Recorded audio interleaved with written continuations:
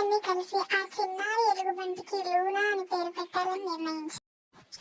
విచారంగా ఉన్న తన భర్త అధీరాను గమనించిన తన భార్య తన విచారానికి గల కారణం ఏంటో తెలుసుకోవాలని వచ్చింది.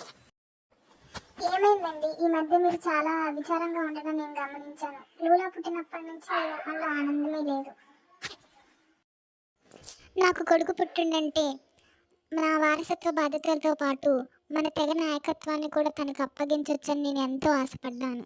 కానీ లూనాతో నా ఆశలన్నీ ఆవిరైపోయాయి.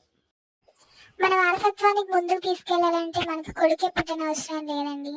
వారసత్వం ముందుకెళ్ళడం అంటే మన ధైర్యాలు, మన ఆత్మవిశ్వాసం, మన బలాలు, మన ఆలోచనలు ముందుకు తీసుకెళ్లడం. అది కొడుకే కాదు, ఒక కూతురు కూడా చేయగలదు. తన భార్య మాటలు విన్న అధీరాకు ఎంతో ధైర్యం వచ్చింది. తన భార్య చెప్పేది నిజమే అని అనిపించింది. తను లూనాని ఒక గొప్ప నాయకురాలుగా తీర్చిదిద్దాలనుకున్నారు, మరియు ఒక యోధురాలుగా మార్చాలనుకున్నారు.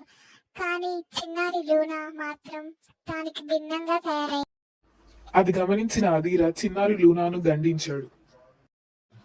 ఎందుకంటే చిన్నారి లూనాని దండించారు?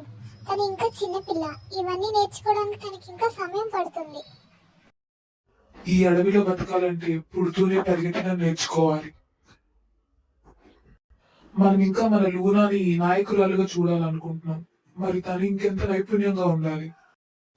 చిన్నారి లూనాకు మిగిలిన ఎలుకలలాగా ఆహారాన్ని తెంచుకొని తినడం, చెట్లు ఎక్కడం వచ్చేది కాదు.